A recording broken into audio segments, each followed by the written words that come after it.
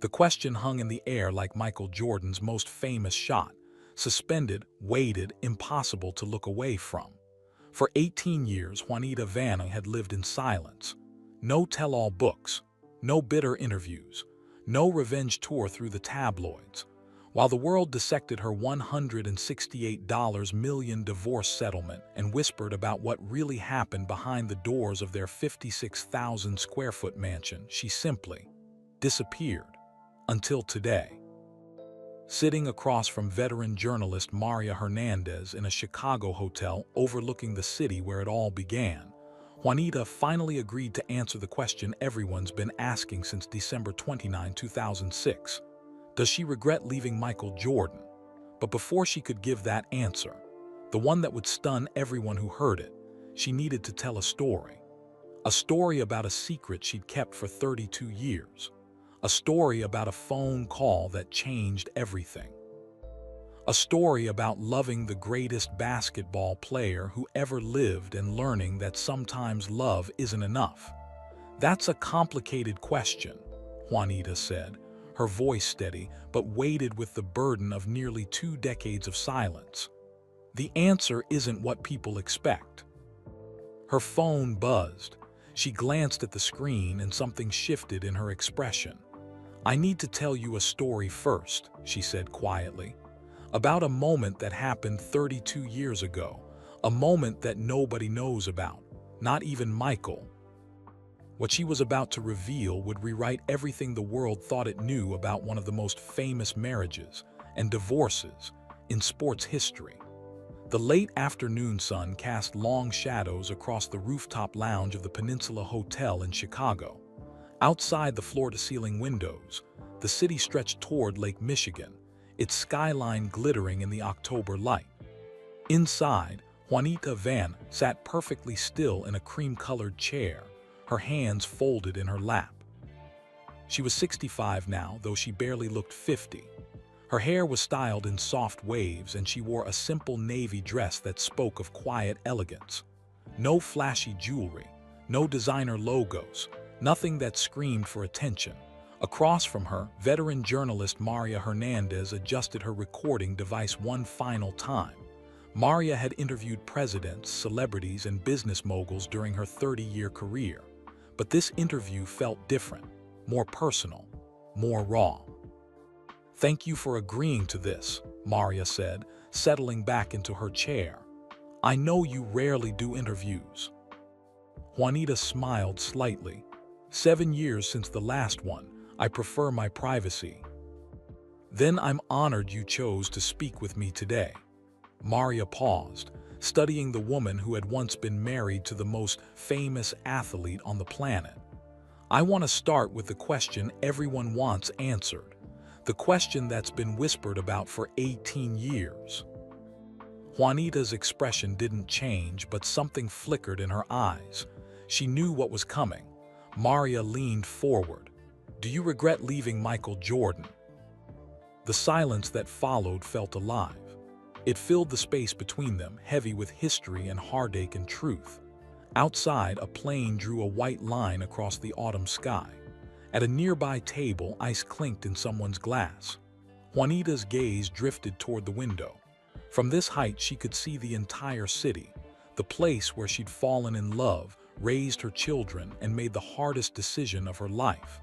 Somewhere out there was the United Center, where Michael had become a god.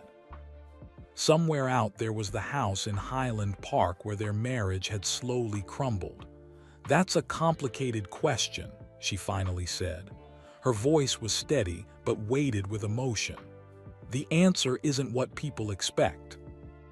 Maria waited, her pen poised above her notebook. Before Juanita could continue, her phone buzzed on the table between them. She glanced at the screen and something shifted in her face. Her jaw tightened almost imperceptibly. Her eyes focused on something far away. Is everything all right? Maria asked. Juanita set the phone down without responding to the message. She looked at Maria with an intensity that hadn't been there before. I need to tell you a story first, Juanita said quietly. About a moment that happened 32 years ago. A moment that nobody knows about. Not the media, Not my children. She paused, and her next words came out barely above a whisper. Not even Michael. Maria felt her pulse quicken. In all her research, in all the court documents and tabloid stories and magazine profiles she'd read, there had been no hint of this. No secret, no hidden moment. What moment? Maria asked carefully. Juanita turned back toward the window. The sun was lower now, painting the sky in shades of orange and pink. She seemed to be gathering courage, or perhaps deciding how much truth she was willing to release into the world. Everything people think they know about why I left Michael, it's not wrong exactly, but it's not complete. She looked back at Maria, and her eyes were glistening.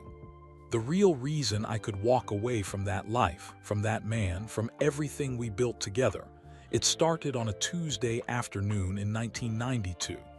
A phone call that lasted less than 2 minutes. A choice I made that changed everything. What was the phone call? Maria pressed gently. I'll get there, Juanita promised. But first, you need to understand who we were before the world knew us. Before the championships and the mansion and the divorce settlement that made headlines. You need to understand the boy who ordered a cheeseburger at Bennigan's restaurant and talked about his parents for an hour straight. She smiled at the memory, and for a moment, the sadness lifted from her features. You need to understand that I didn't fall in love with Michael Jordan, the icon. I fell in love with Michael, the person. And that's why leaving him was both the hardest and the easiest thing I've ever done. Maria's hand moved across her notebook, capturing every word.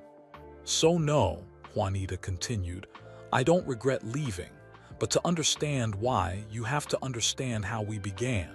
Because our ending was written in our beginning. We just didn't know how to read it yet. Sun dipped lower. The city lights began to flicker on one by one, and Juanita Van began to tell the truth. It was February, Juanita began, her voice taking on a distant quality as if she were watching the memory play out on a screen only she could see. Chicago was buried under snow, the kind of cold that makes your bones ache. I was 26 years old, working 2 jobs, modeling during the day, loan officer at a bank at night. I was tired all the time, but I was building something. A life that was mine. Maria nodded, scribbling notes as Juanita continued. My friend Carmen called me on a Thursday afternoon. She was practically screaming into the phone. You have to come out tonight, she said. There's this new player on the Bulls. Everyone's talking about him. I told her I was exhausted. I had a stack of loan applications on my desk and a modeling shoot the next morning at 6, but Carmen wouldn't take no for an answer. Juanita smiled at the memory, shaking her head slightly. So I went. We met at Bennigan's on North Wells Street. Do you remember that place? Red and white striped awnings, brass railings, that whole 1980s casual dining atmosphere. It's closed now, but back then it was packed every night. She paused to take a sip of water from the glass on the table. I walked in around 8 o'clock. Carmen was already there, sitting at a table with 3 other people. And there he was, Michael Jordan, 22 years old, skinny, wearing jeans and a Bulls jacket. He had the biggest hands I'd ever seen and this smile that lit up his whole face. What was your first impression? Maria asked. Juanita laughed softly. Honestly, I thought he looked young, too young, like somebody's little brother who tagged along to the grown-up party. He wasn't the Michael Jordan everyone knows now, the scowling competitor, the billionaire businessman, the legend. He was just Michael, a kid from North Carolina who was really, really good at basketball. She shifted in her chair, her eyes growing softer. Carmen introduced us and Michael stood up to shake my hand. He was polite, almost shy. He said, "Nice to meet you, Juanita. That's a beautiful name." Not a pickup line, just a genuine compliment. Then he sat back down and ordered a cheeseburger. That's it? Maria asked, surprised. No grand romantic gesture. No grand anything, Juanita confirmed. We just talked. And here's the thing that nobody ever understood about Michael.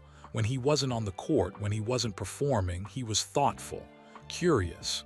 He asked me about my work at the bank. He wanted to know what I studied in college. He told me about growing up in Wilmington, North Carolina. Juanita's voice grew warmer as she spoke.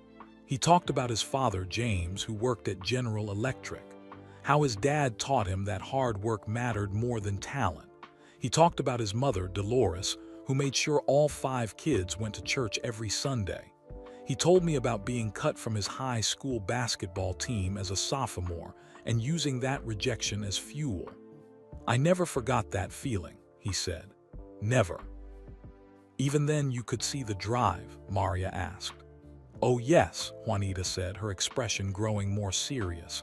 "Even then, there was this moment, I remember it so clearly, when someone at the table mentioned the Pistons. Detroit had beaten the Bulls earlier that week. Michael's whole face changed. His jaw clenched. His eyes went cold. He said, 'We'll beat them. Maybe not this year, but we will. I promise you that.'" She looked at Maria directly. That intensity scared me a little, even in 1985. But it also fascinated me. Here was someone who cared so deeply about something, who wanted to be great so badly that you could feel it radiating off him. In that moment, I saw both the man I would love and the man I would eventually have to leave. Maria leaned forward. "You knew even then?" "Not consciously," Juanita admitted. "But looking back, yes. Some part of me understood that Michael's ambition was bigger than any relationship could contain. I just didn't want to believe it yet." She took another sip of water before continuing. "We stayed at that restaurant until midnight. The crowd thinned out, but we kept talking. Michael told me about his rookie season, the expectations, the pressure, the way Chicago had embraced him. He was making $550,000 a year, which seemed like all the money in the world to both of us. But he said it wasn't about the money. It was about proving he belonged." "Did he ask you out that night?" Maria prompted. Juanita nodded. "When we finally left, he walked me to my car. The snow had started falling again, these big fat flakes that caught in the streetlights. He looked nervous for the first time all evening. He said, 'Can I see you again? Maybe somewhere quieter.' I gave him my phone number. He called the next day." Her smile returned, genuine and unguarded. "Our first real date was bowling. Can you imagine? Michael Jordan took me to Waveland Bowl on Sunday afternoon. He was terrible at it, which made him crazy. He kept analyzing his approach, adjusting his technique, getting frustrated when the pins didn't fall. I beat him 3 games straight, and I thought he might actually sulk about it." "Did he?" Maria asked, charmed despite herself. "Almost," Juanita laughed. "But then he said, 'I'm going to practice and beat you next time.' And he did. 3 weeks later, we went back and he'd clearly been working on it. He won all 3 games. That was Michael. He couldn't stand to lose at anything, not even casual Sunday bowling." The laughter faded from her voice, replaced by something more contemplative.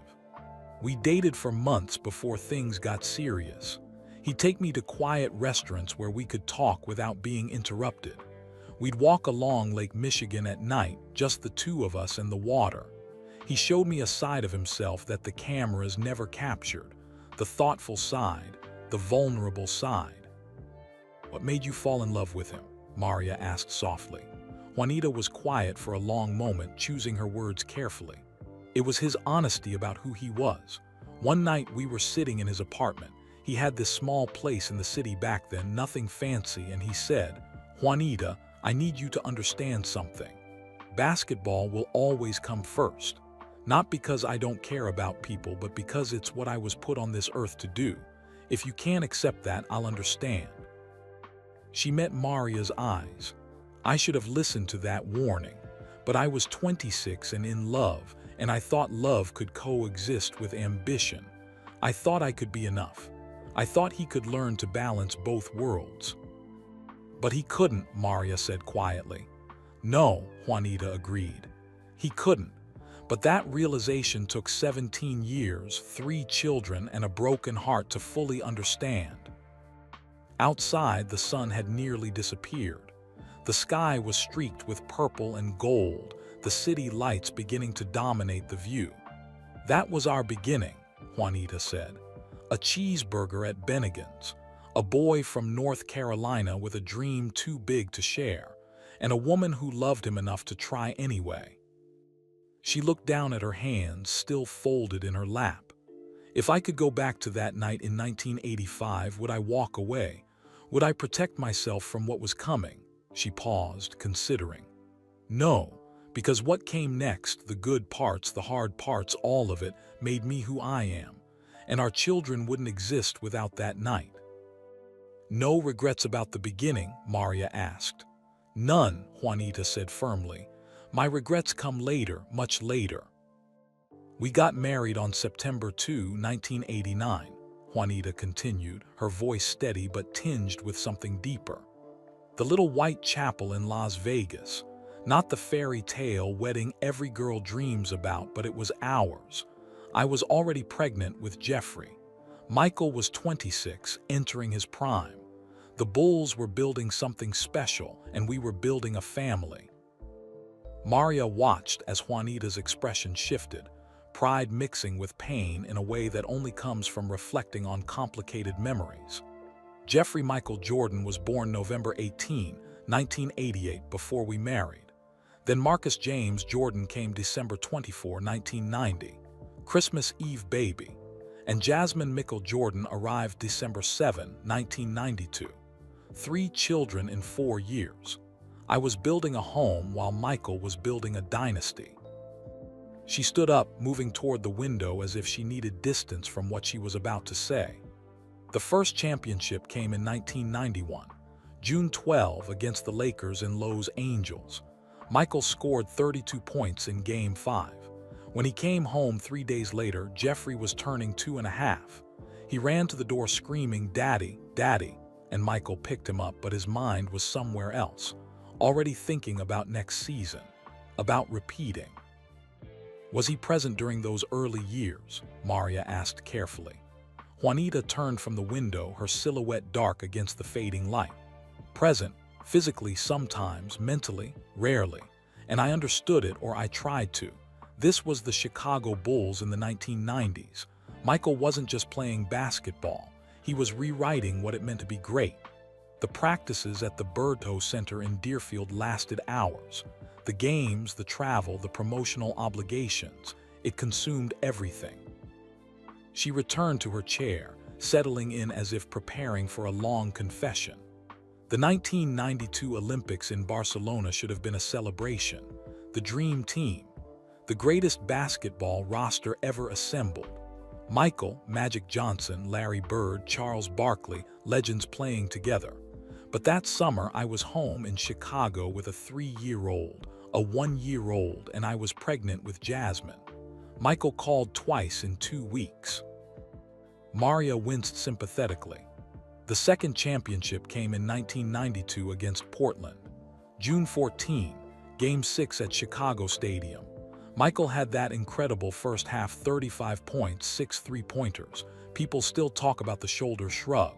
But here's what they don't show on the highlight reels. He came home at 3 in the morning. The house was quiet. The kids were asleep. I was awake, feeding Jasmine. He walked past me to the bedroom without saying a word." "What was he thinking about?" Maria asked. "The next challenge," Juanita said simply. "Always the next challenge." That was June. By July, he was already training for the next season. By August, he was consumed with proving the second championship wasn't luck. The third championship came in 1993 against Phoenix. Another title, another parade, another empty house. She paused, and when she spoke again, her voice had dropped to barely above a whisper. Then October 6, 1993 happened. Lumberton, North Carolina. James Jordan was murdered at a rest stop on Highway 74, shot by 2 men trying to rob him. Michael's father, the man who taught him everything about work ethic and integrity, gone. Maria set down her pen, giving this moment the weight it deserved. "I watched my husband break that day," Juanita said, tears forming in her eyes.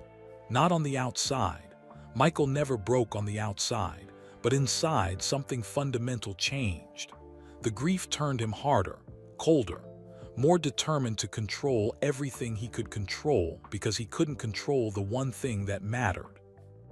"Is that why he retired the first time?" "Partially," Juanita nodded. "He announced his retirement on October 6, 1993, exactly 1 year after his father's death, though the actual press conference happened later. He said he'd lost his desire to play, but I think he lost his desire for everything except grief. Baseball was his way of honoring his father. James always wanted Michael to play baseball." She described the surreal experience of 1994, Michael Jordan playing minor league baseball for the Birmingham Barons in Alabama, hitting .202 and struggling with curveballs while the basketball world mourned his absence. "The kids were confused. 'Why is Daddy playing baseball?' Marcus asked me. 'Is he not good at basketball anymore?' How do you explain to a 4-year-old that his father is running from pain disguised as pursuing a dream?" "But he came back," Maria prompted. "March 18, 1995, 2 words, 'I'm back.' A press release that stopped the world. He wore number 45 instead of 23 at first. He'd retired 23 in honor of his father. The United Center opened in 1994, and suddenly Michael was back, filling it with magic." Juanita's voice grew tighter, more strained. "And just like that, the absence started again, worse than before, because now he wasn't just playing, he was proving he could come back, proving retirement was a mistake, proving that grief wouldn't defeat him." She ticked off the next 3 years like a litany of losses disguised as wins. 1996 championship. Beat Seattle. 72 wins in the regular season, a record that stood for 20 years. Michael won his 8th scoring title. I spent Jeffrey's 7th birthday at a playoff game, watching my son watch his father instead of celebrating at home. 1997 championship. Beat Utah. The flu game in Game 5. Michael scored 38 points while barely able to stand. Everyone called it heroic. I called it terrifying. He was 34 years old, destroying his body for glory. 1998 championship. Beat Utah again. Game 6 in Salt Lake City. June 14, 6 years to the day after that second championship. The last shot. Michael stealing the ball from Karl Malone, hitting the game winner over Brian Russell with 5.2 seconds left. Poetic. Perfect. The end of an era. She stopped, her breath coming faster. That morning before Game 6, Michael was violently ill. Food poisoning, the flu, stress, nobody knows for sure. He could barely get out of bed. I begged him not to play. "Let someone else carry this one," I said. He looked at me like I'd suggested he cut off his own arm. He scored 45 points that night, won his 6th championship, cemented his legacy. Maria waited as Juanita composed herself. Everyone remembers that shot. That image of Michael holding his follow-through, the Utah crowd silent, his teammates rushing toward him. But I remember what happened 3 days later. We were in Highland Park, our 56,000-square-foot mansion with every luxury imaginable. Indoor basketball court, tennis court, putting green, pool, everything. Jeffrey came to me crying. He was 9 years old. He said, "Mom, why does Dad look angry even when we won?" I didn't have an answer. How do you tell your son that his father's greatness requires a kind of anger that doesn't turn off? That championship-level intensity doesn't have a switch. The room had grown darker. Maria reached over and turned on a small lamp, casting a warm glow across their space. Those 9 years, 1989 to 1998, gave Michael 6 championships, 10 scoring titles, 5 MVP awards, and immortality. They gave me 3 beautiful children and a loneliness I couldn't name. We were living parallel lives in the same house. He was chasing history. I was raising our kids and wondering when, or if, he'd ever stop running. Juanita looked directly at Maria, her eyes red but her voice strong. People say I married Michael Jordan, but that's not true. I married Michael and he became Jordan. The man I loved at Bennigan's in 1985, the one who talked about his parents and his dreams, he was still in there somewhere. But Jordan, the icon, the competitor, the legend, he took up all the space. There wasn't room for both. "When did you know the marriage was over?" Maria asked gently. "I didn't, not yet, because the storm was only beginning." Outside, Chicago's lights twinkled like stars. Inside, Juanita Vanney prepared to reveal what came after the glory, the slow, painful unraveling of everything they'd built. "January 13, 1999, Juanita said, her voice flat as if reciting a date from a history book. "Michael retired for the second time. Press conference at the United Center. He said, 'I'm 99.9% sure I won't play again.' The world mourned. I felt something different, relief maybe. Or hope, the foolish kind of hope that makes you believe things can change." She leaned back in her chair, crossing her legs. "I thought retirement would give him back to us. To me, to the kids, to the life we'd supposedly been building. We had everything money could buy. The Highland Park estate was like a private resort, 56,000 square feet, 9 bedrooms, 15 bathrooms, a regulation-sized basketball court where Michael would shoot alone for hours, a putting green, an indoor pool, a cigar room, a lake view that cost more than most people earn in a lifetime." "But it wasn't enough?" Maria asked. "It was too much," Juanita corrected. "Too much space, too much silence, too many rooms where you could lose each other without trying. Jeffrey was 10, Marcus was 8, Jasmine was 6. They needed a father, not a mansion." She stood again, pacing slowly as she spoke. "Michael didn't know how to be still. That's what I learned in 1999. Without basketball, without a target for all that intensity, he was lost. He'd wake up at 5 in the morning and go to the gym we had built in the house. He'd lift weights, shoot baskets, run on the treadmill for hours. Then he'd shower, eat breakfast alone, and disappear." "Where did he go?" Maria asked. "Golf, always golf. Sunset Ridge Country Club in Northfield became his second home. Sometimes his third or fourth home, depending on how you counted. He'd play 36 holes a day, come home after dark, eat dinner in silence, go to bed, wake up and do it again." Juanita's voice carried a weariness that went beyond physical exhaustion. "I tried to reach him, I really did. I'd plan family dinners. He'd show up late or not at all. I'd schedule vacations, Disney World, the Bahamas, places the kids would love. He'd come along physically, but mentally he was somewhere else, always somewhere else." She returned to her seat, her movements slower now, as if the memories themselves were weighing her down. "The kids started to notice. Marcus once asked me, 'Is Daddy mad at us?' 'How do you answer that?' I said, 'No, baby, Daddy's just figuring out what comes next.' But I didn't believe it myself.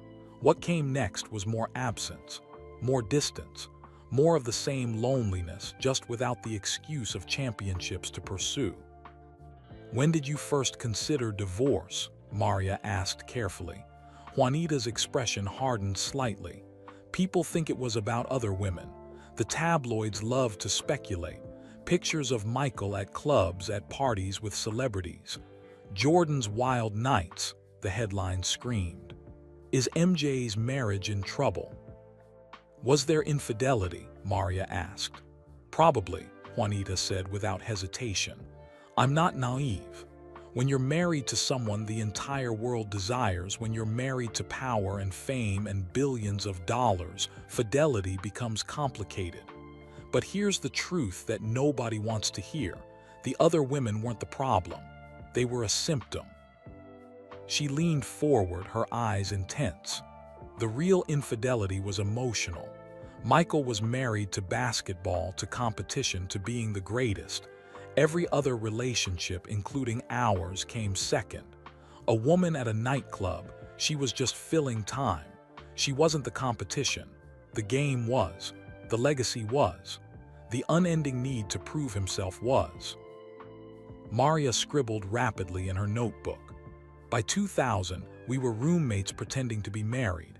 We'd attend events together, smile for cameras, play the part. The kids were getting older, starting to understand that something was wrong. Jeffrey was in middle school, asking questions about why his parents barely spoke to each other. Marcus was watching his father with this sad, confused expression, like he was trying to solve a puzzle with missing pieces. "Did you try counseling?" Maria asked. Juanita laughed bitterly.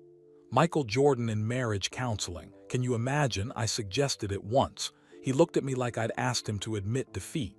We don't need a stranger telling us how to be married," he said. But the truth was, we did need someone. We needed help translating between his language and mine. He spoke in competition, victory, dominance. I spoke in presence, partnership, peace. She paused, taking a slow breath. September 11, 2001 happened. The world changed. Everything felt fragile and precious. I remember watching the towers fall on television, holding Jasmine, thinking about how short life is, how much time we waste pretending. I looked at Michael that night and thought, we're wasting what's left. "Is that when you decided?" Maria pressed. "Not yet, but close." The final straw came in September 2001, same month as the attacks. Michael announced he was coming out of retirement again to play for the Washington Wizards. He was 38 years old. His knees were shot. His body was breaking down, and he was going back. Juanita's voice rose slightly, emotion breaking through her controlled exterior. "I asked him why. We had everything. The kids needed him. I needed him. Why go back to the thing that had already taken 17 years of our lives?" He said, "I can still play. I can help them win." But that wasn't it. He couldn't let go, couldn't walk away, couldn't accept that the story was over. "How did the children react?" Maria asked. "Mixed. Jeffrey understood basketball. He was playing himself by then. Marcus was hurt. Jasmine was too young to fully grasp it, but she knew Daddy was leaving again. I remember her asking, "Is Daddy going to miss my birthday?" And I couldn't promise he wouldn't. Juanita stood once more, walking to the window. The city was fully dark now, lit by millions of lights creating constellations of human activity. On January 2, 2002, I filed for divorce. Irreconcilable differences. The court documents are public record. You can look them up. Cook County Circuit Court. Case number whatever. I don't remember the number anymore, but I remember the feeling, like stepping off a cliff and hoping I'd learn to fly on the way down. "What was Michael's reaction?" Maria asked. "Shock. Genuine shock. I think he truly believed we'd go on like we had been, separate lives under one roof, pretending for the cameras, dying slowly inside. When the papers were served, he called me. 'We can fix this,' he said, but I was done fixing, done waiting, done being second place to a game he'd already conquered 6 times. She turned back to face Maria, her expression unreadable in the dim light. But then something happened, something that made me withdraw the filing in 2002, something nobody knows about. Maria's pen froze above her notebook. "That phone call you mentioned," she asked quietly, "from 1992. "No," Juanita said. "This was different. This was about his mother, about Dolores, about a conversation that changed everything I thought I knew about my marriage, my choices, and what it means to love someone enough to let them go." She checked her watch, then looked at Maria with an expression that mixed exhaustion and determination. "I withdrew the divorce papers in September 2002. People assumed we reconciled. Tabloids ran stories about second chances and renewed vows. But the truth was so much more complicated. The truth involved a cemetery in North Carolina, a mother's wisdom, and a realization that broke my heart while simultaneously setting me free. Outside, a plane's lights blinked across the sky, heading somewhere distant. Inside, Juanita prepared to reveal the secret that had shaped the final 4 years of her marriage, the decision she'd made in a graveyard that would ultimately lead to the end. "But before I tell you about that," Juanita said softly, "you need to understand what happened between January and September of 2002. The worst 7 months of my entire life, because that's when everything came apart." Maria leaned forward, completely absorbed. "What happened?" she asked. Juanita's eyes filled with tears for the first time in the interview. "I lost something," she whispered. "Something I've never told anyone about. Not my children, not my family, and especially not Michael." The revelation hung in the air between them, heavy with implication. "What did you lose?" Maria asked gently. Juanita met her eyes, and in that moment, all the pain of 22 years of silence was visible in her face. "Everything," she said simply. "And that's when I finally understood that love isn't always enough."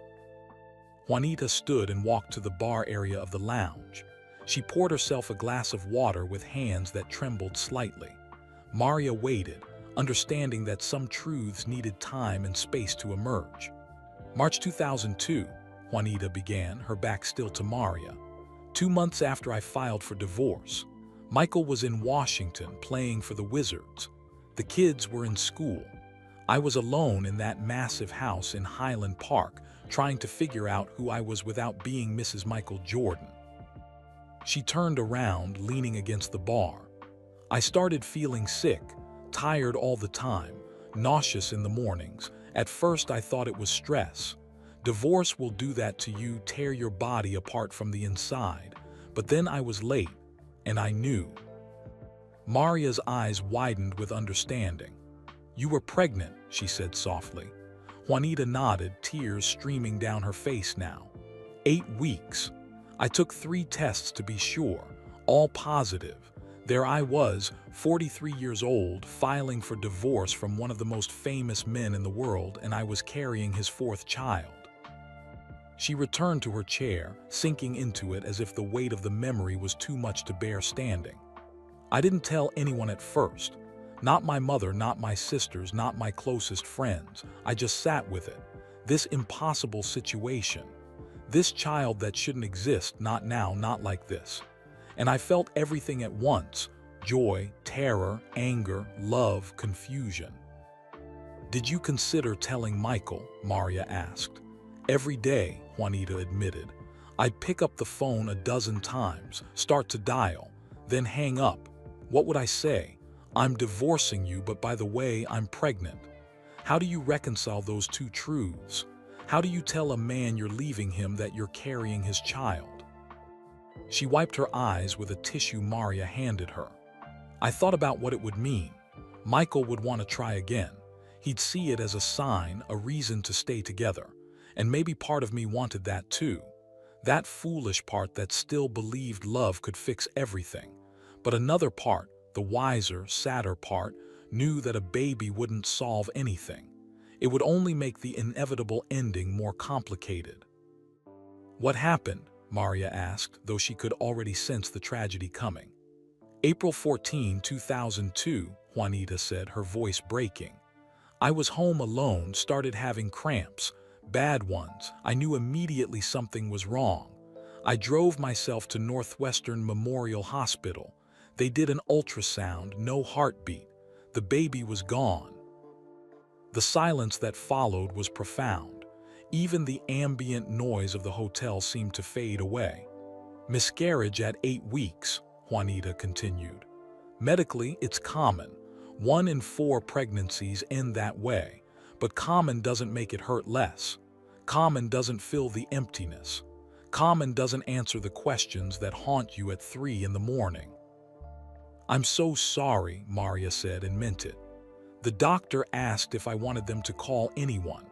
My husband, a family member, a friend. I said no. I went through it alone. The procedure, the recovery, the grief, all of it alone in that big, empty house."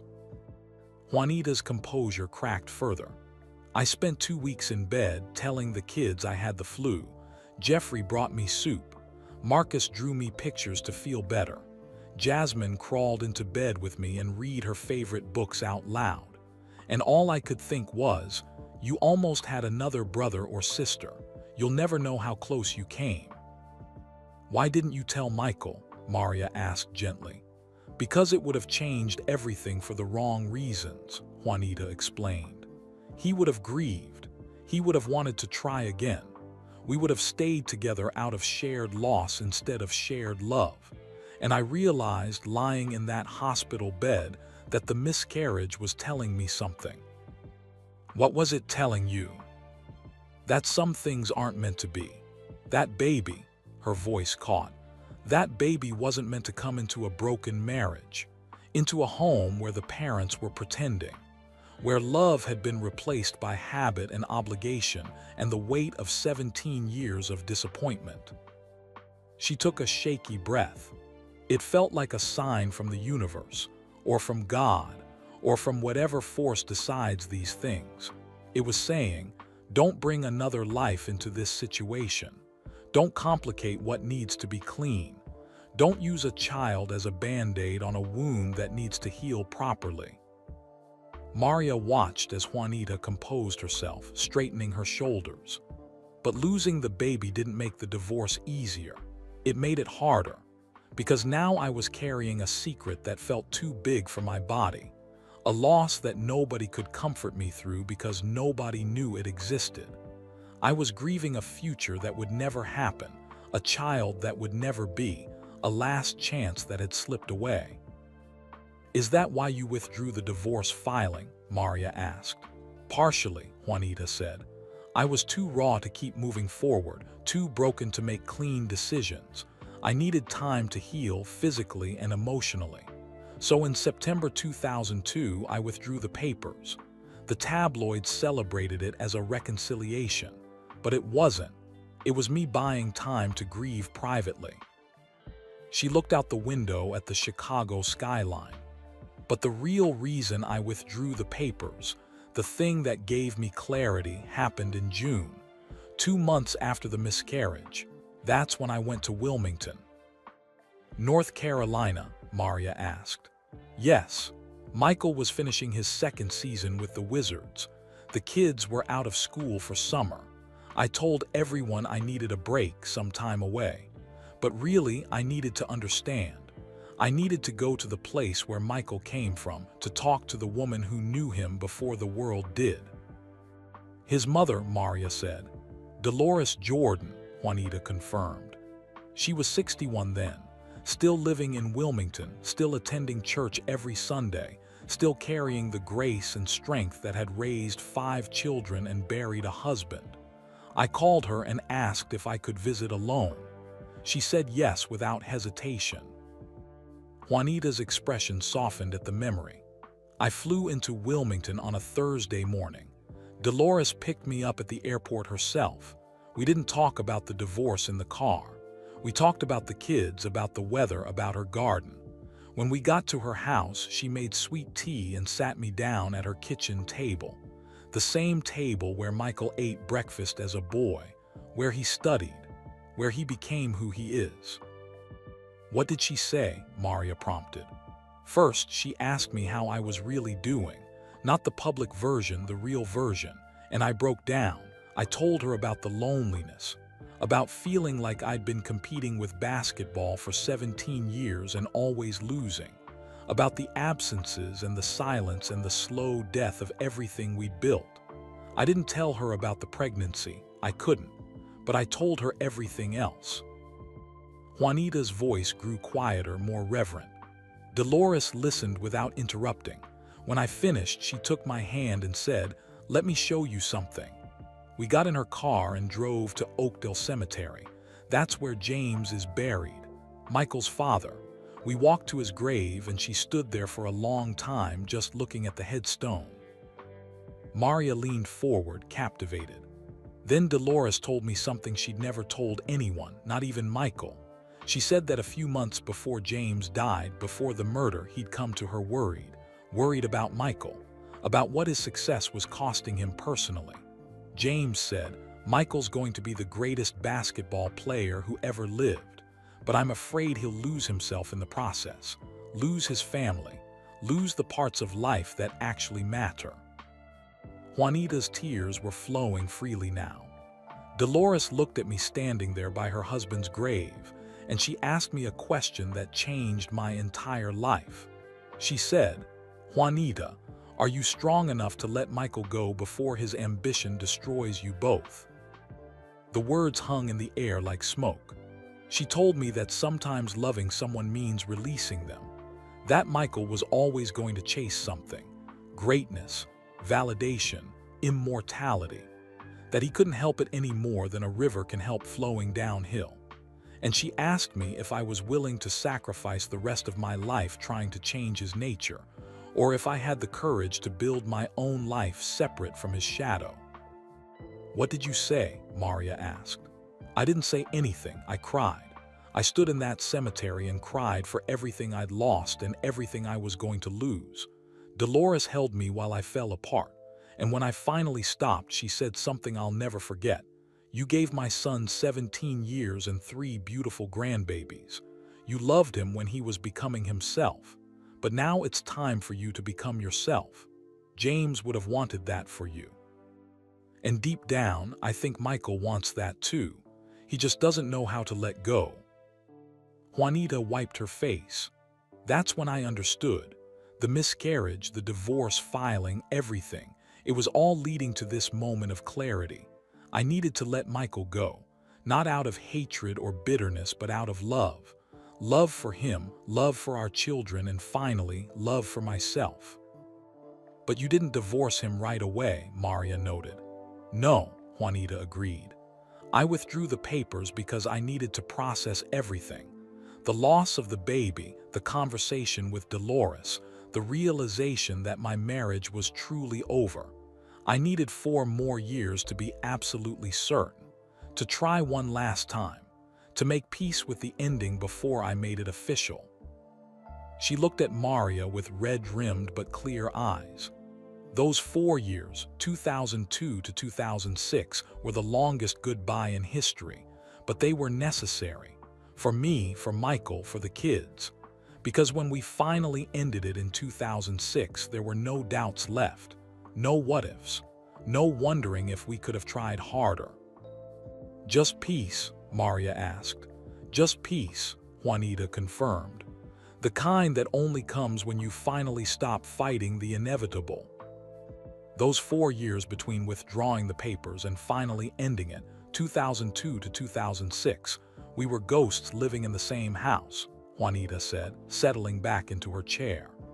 Michael finished his playing career in 2003.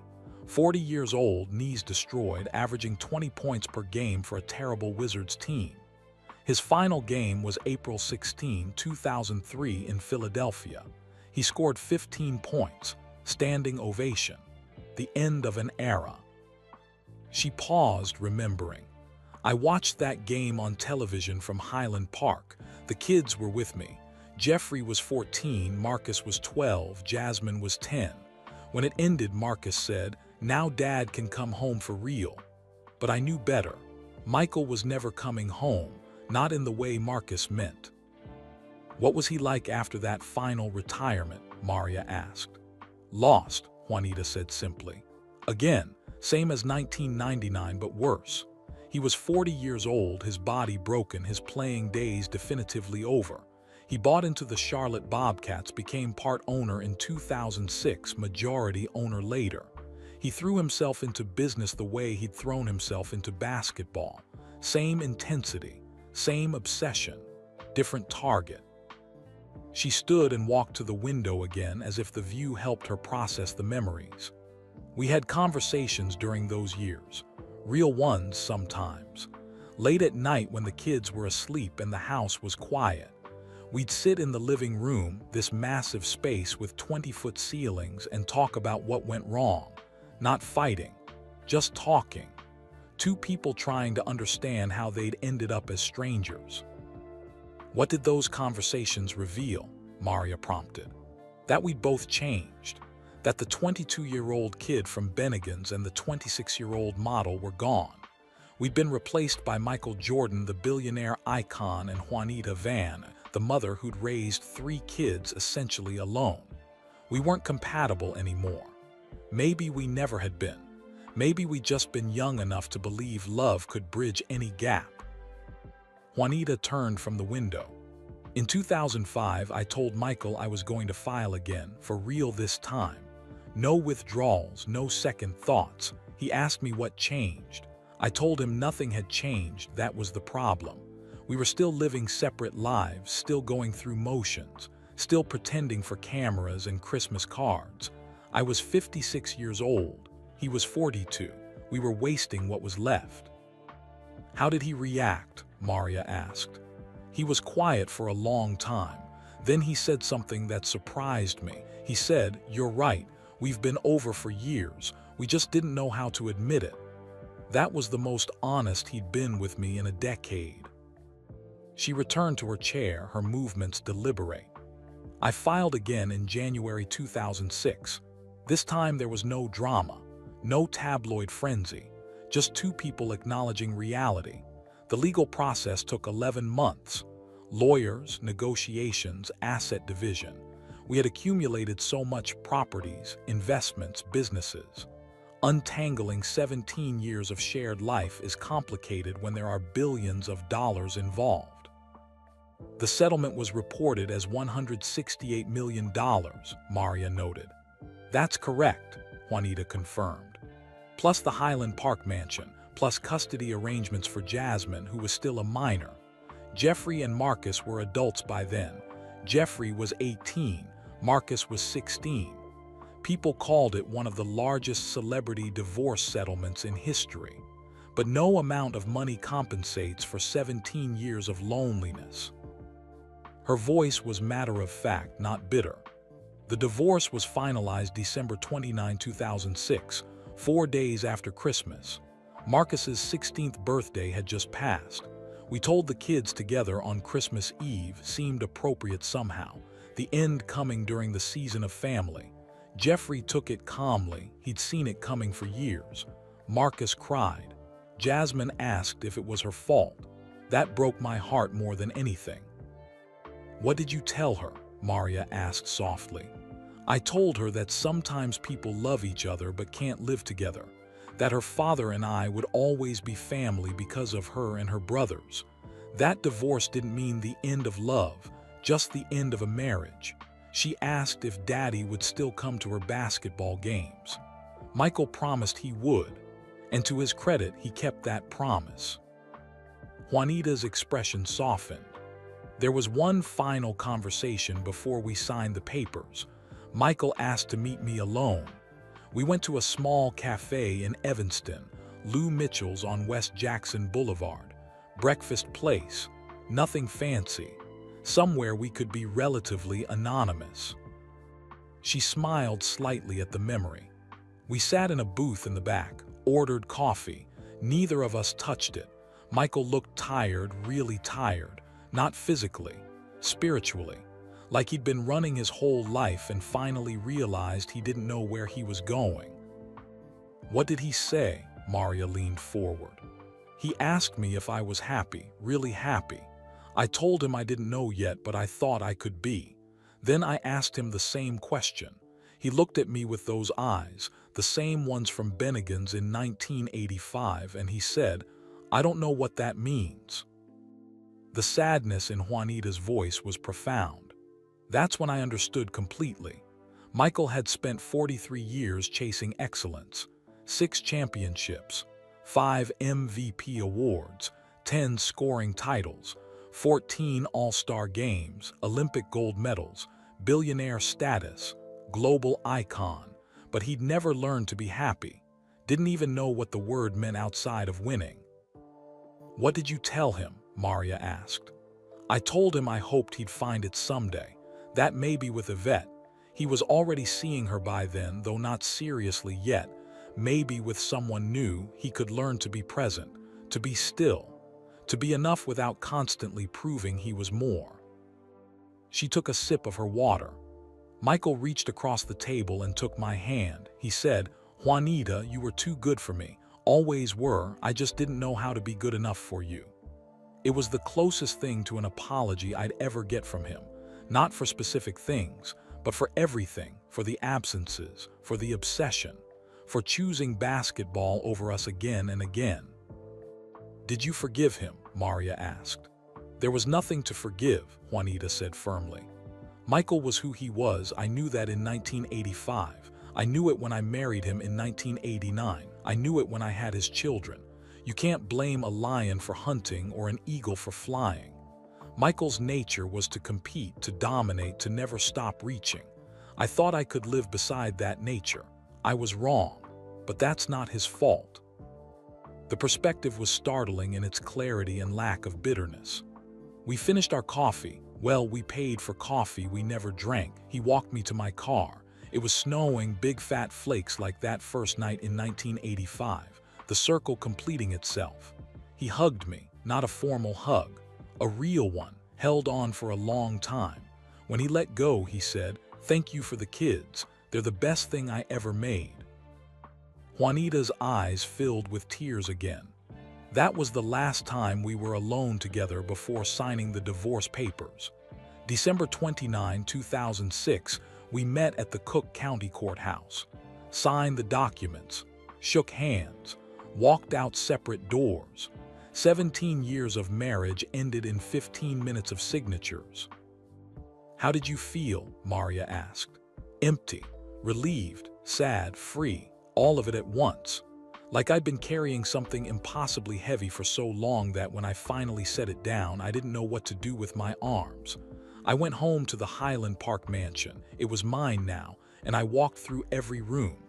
56,000 square feet of memories. Good ones and bad ones, and mostly just lonely ones." She paused, gathering her thoughts.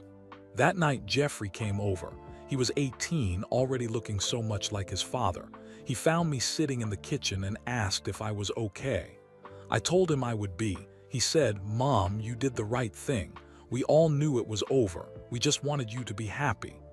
Coming from my son, that meant everything." "Did Michael remarry?" Maria asked, though she already knew the answer. "Yes. April 27, 2013. He married Yvette Prieto in Palm Beach, Florida. Big wedding at the Episcopal Church of Bethesda by the Sea. 500 guests. Usher sang. Tiger Woods was there. Very different from our Vegas chapel ceremony. They have twin daughters, Victoria and Usable, born in 2014. Beautiful girls." "Are you jealous?" Maria asked carefully. Juanita laughed, a real laugh, free of pain. "No, not even a little. Yvette got a different version of Michael, the 50-year-old version. The one who'd already proven everything. The one who could finally breathe a little. She got the benefit of all the years I spent beside him while he became himself. I don't begrudge her that. I'm genuinely happy he found someone who fits this chapter of his life." "Have you met her?" Maria asked. "Several times. Family events, kids' occasions. She's lovely, gracious. Good to my children, which is all I care about. We're not friends, that would be weird. But we're respectful, civil, sometimes even warm. She didn't break up my marriage. Michael and I did that ourselves, years before she entered the picture." Juanita checked her watch, then looked at Maria with determination. "People ask if I regret leaving Michael Jordan, but they never ask the right follow-up questions. They never ask what I gained, what I discovered about myself, who I became after I stopped being his wife." "Tell me," Maria said softly. "I became Juanita, just Juanita, not Michael's wife. Not the kid's mother, though I'm always that, just me. I traveled. I did charity work. I spent time with my grandchildren without cameras following. I read books. I gardened. I learned to be still in a way Michael never could."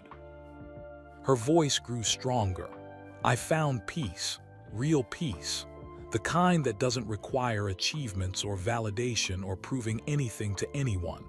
I wake up when I want. I answer to no one. I build my days around what matters to me. That's worth more than any settlement." "No regrets?" Maria asked.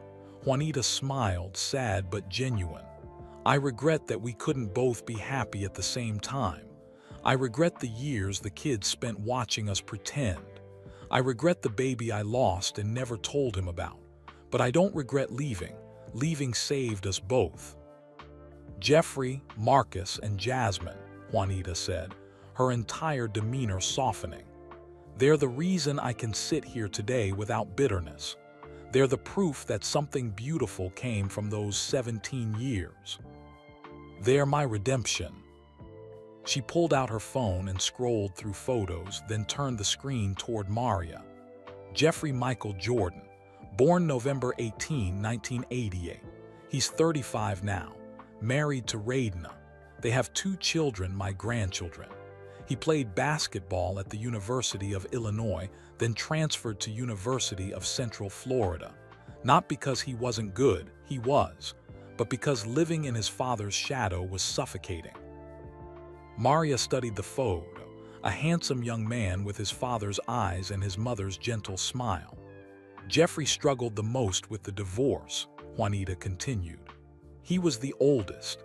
He remembered more of the good times back when Michael was younger and could still pretend to balance everything. Jeffrey saw the slow decline, the distance growing. He told me once when he was 20 that he'd spent his whole childhood watching his father leave. Her voice caught slightly. But here's what I'm proud of. Jeffrey doesn't resent Michael, he understands him. He works for Jordan Brand now in digital innovation. He and his father have a good relationship, different from what it was, but good, adult, honest. Jeffrey learned to separate Michael the father from Michael Jordan the icon. That takes wisdom most people never achieve. Does he play basketball with his children? Maria asked. Sometimes, but he doesn't push them. That's the beautiful part. Jeffrey learned what not to do from watching us. He's present with his kids in ways Michael couldn't be with him. The cycle broke. That's all any parent can hope for. Juanita scrolled to another photo. Marcus James Jordan, born December 24, 1990, Christmas Eve baby, 34 years old now. He also played college basketball at UCF, but Marcus always had different dreams. He founded the Trophy Room, a sneaker boutique in Orlando. Luxury sneakers, limited editions, Jordan Brand exclusives. The photo showed a young man with an easy smile standing in front of a store with glass cases full of colorful shoes. Marcus was the wild one, Juanita said with obvious affection. The risk taker, the entrepreneur. He dated Larsa Pippen for a while, Scottie Pippen's ex-wife. Can you imagine? His father's teammate's ex-wife. The tabloids had a field day. But that's Marcus. He doesn't care what people think. He builds his own path. How did Michael react to that relationship? Maria asked. Didn't love it, Juanita admitted with a slight smile. But Marcus is his own man. He makes his own choices. That's what I raised them to be, independent thinkers, not extensions of their father's legacy. Marcus and Larsa eventually broke up, but he's thriving. The Trophy Room is successful. He's happy. That's what matters. She scrolled again. And Jasmine, my baby girl, Jasmine Michael Jordan, born December 7, 1992, 32 years old. She works for Jordan Brand in brand marketing and product development. She's married to Raheem Christmas. He played in the NBA. They have 2 children. The photo showed a beautiful woman with her mother's grace and her father's determination in her eyes. Jasmine was 6 when the troubles really started, 10 when we divorced. Young enough that she doesn't remember the good times, old enough that she remembers the bad ones. She used to ask me why Daddy didn't smile at home the way he smiled on TV. How do you explain that to a little girl? Juanita's eyes misted. But Jasmine turned out strong, confident. She works in the family business, but on her own terms. She's not just Michael Jordan's daughter, she's Jasmine. She posts on social media about motherhood, about work-life balance, about being yourself even when you carry a famous name. I'm so proud of who she became. Do the children talk about the divorce? Maria asked. Sometimes, usually at family gatherings when we're all together. We've had honest conversations over the years. Jeffrey once told me he was relieved when we finally ended it. He said, "Mom, watching you two pretend was harder than watching you separate." That broke my heart and healed it at the same time. She set her phone down on the table. Here's the thing people don't understand about divorce when children are involved. It's not the ending that damages them. It's the years of pretending before the ending. The fake smiles, the tense dinners, the silence that fills every room. Kids feel that. They internalize it. They think it's normal. Her voice grew passionate. The best gift I gave my children was showing them that it's okay to walk away from something that's not working. That love doesn't mean suffering. That you can end a marriage and still respect each other. Michael and I never spoke badly about each other to the kids. Never. That was our rule. Was it hard to keep that rule? Maria asked. So hard, Juanita admitted. There were nights I wanted to scream about his absences, his choices, everything.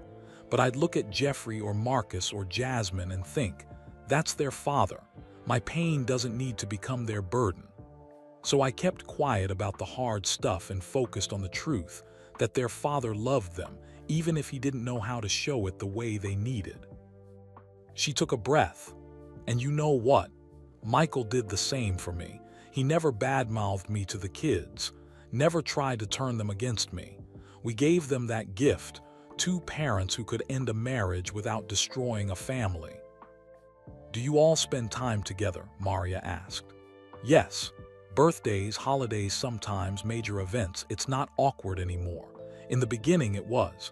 That first Christmas after the divorce, 2007, we tried to do it together for Jasmine. Terrible idea. Too raw, too soon. But over the years it got easier. Now we can be in the same room and genuinely enjoy each other's company. Juanita smiled at a memory. Last year, Jeffrey's daughter, my granddaughter, had her 5th birthday party. Michael and I were both there. Yvette too, with the twins. All these kids running around, playing, laughing. Jeffrey pulled me aside and said, "Look at this, Mom, we made it work." And he was right. We did. What's your relationship with Michael like now? Maria asked. Friendly, respectful. We text occasionally about the kids or grandkids. He asks my advice sometimes about Jasmine. She's still his little girl, and he doesn't always know how to navigate father-daughter stuff. I help when I can, not as his ex-wife, but as the mother of his children. She paused, considering. Michael has softened over the years. Age does that, I think. And Yvette has been good for him. She doesn't carry the weight of the championship years, the obsession years. She gets the version of Michael who's learning to be human instead of superhuman. I'm grateful she has that patience. Do you think he's happy now? Maria asked. I think he's happier. I don't know if Michael will ever be fully happy. His wiring doesn't allow for it. But he's more at peace. Being a grandfather has helped. Watching his children become parents has given him perspective. He sees what he missed with his own kids. He can't get that time back, but he can show up differently now. Juanita's expression turned thoughtful. Jeffrey told me something beautiful last year. He said Michael calls him every week now, just to talk, to ask about the grandkids, about work, about life. Nothing urgent, just connecting. Jeffrey said, Dad's finally learning how to be present. That made me cry, happy tears, because it means our children got the father they deserve just 20 years late. Does that bother you? Maria asked. That he's present now but wasn't then? No, Juanita said firmly. Because I understand something now that I didn't then. Michael had to become who he was meant to be before he could become a different version of himself. He had to win 6 championships. He had to build a billion-dollar brand. He had to prove he was the greatest. Only after all that could he finally stop and learn to be still. She leaned forward. Our divorce freed him to do that work. If we'd stayed married, he'd still be running. still trying to prove something, still unable to be present because part of him would always be competing with the ghost of what he used to be. By letting him go, I gave him permission to finally stop. "And what did letting him go give you?" Maria asked. Juanita smiled, the first truly joyful smile of the entire interview. "It gave me my children without the shadow. When Michael and I were married, I was always mediating between him and them, explaining his absences, defending his choices, buffering their disappointment. After the divorce, I could just be their mother, not their father's representative, not the family spokesperson, just mom." "What are you most proud of?" Maria asked. "That they're kind," Juanita said without hesitation. "Jeffrey, Marcus, Jasmine, they're all kind people, generous, thoughtful. They didn't become entitled or bitter despite growing up with wealth and fame. They're good humans who happen to be Michael Jordan's children, not Michael Jordan's children who happen to be humans." She looked directly at Maria. "That's my legacy, not the marriage, not the settlement, not being Mrs. Michael Jordan for 17 years. My legacy is 3 incredible people who will raise their children better than we raised them, who will love harder, show up more consistently, and choose presence over prestige. That's worth everything I gave up." The room had grown darker as evening deepened. Maria glanced at her notes, then back at Juanita. "You've talked about the children, about Michael, about the marriage and divorce. But I want to know about you. Who is Juanita now?" Juanita sat back, considering the question. "Now, I'm a grandmother first, a mother always, a woman who's finally comfortable in her own skin. I volunteer at children's hospitals in Chicago. I travel when I want. I read voraciously. I have friendships that aren't based on celebrity or connections. I'm just me." "Have you dated since the divorce?" Maria asked carefully. "Some. Nothing serious. Nothing I want to discuss publicly," Juanita said with a gentle firmness. "That part of my life is mine, not for tabloids or interviews. I learned that lesson the hard way." "Fair enough," Maria said, respecting the boundary. "But are you happy?" Juanita smiled again, that same genuine, peaceful smile. "Yes, finally, yes. It took 18 years after the divorce, but I found it. The happiness Michael didn't know how to define. It's in the quiet moments, morning coffee on my porch, grandchildren's laughter, books that make me think, conversations with friends who have known me since before Michael. That's happiness. Not championships or headlines, just peace." "Before we go further," Maria said, reaching into her bag, "there's something I need to tell you, something you don't know." Juanita's eyebrows raised slightly. "What is it?" "I interviewed Michael for this piece," Maria said carefully. "Last month in Charlotte at the Hornets Arena. You didn't know because I wanted to hear your story first, without his version influencing what you said." For a moment, Juanita's face went completely blank. Then something flickered across it, surprise, curiosity, maybe a touch of apprehension. "You talked to Michael?" she asked quietly. "He agreed to that?" "He did," Maria confirmed. "When I reached out through his publicist, I expected a rejection, but he called me personally.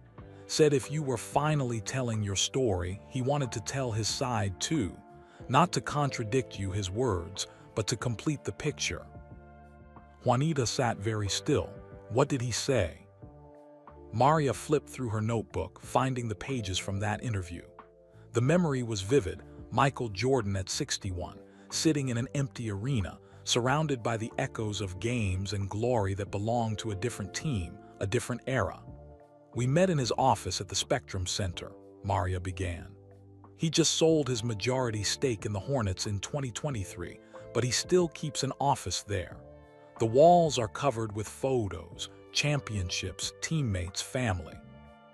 There's one of you and the kids from the early 90s. He saw me looking at it."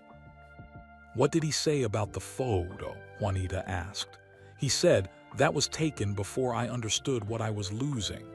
Then he sat down and asked me what you told me. I said I hadn't interviewed you yet. He nodded and said, "Good. She should go first. Her truth matters more than mine." Juanita's eyes widened. "He said that?" "Word for word," Maria confirmed.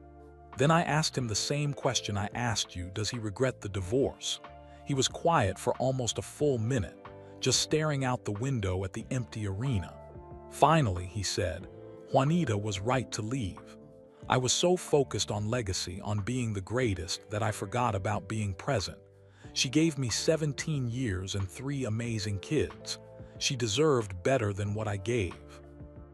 Juanita pressed her hand to her mouth, emotion washing over her face. Maria continued reading from her notes.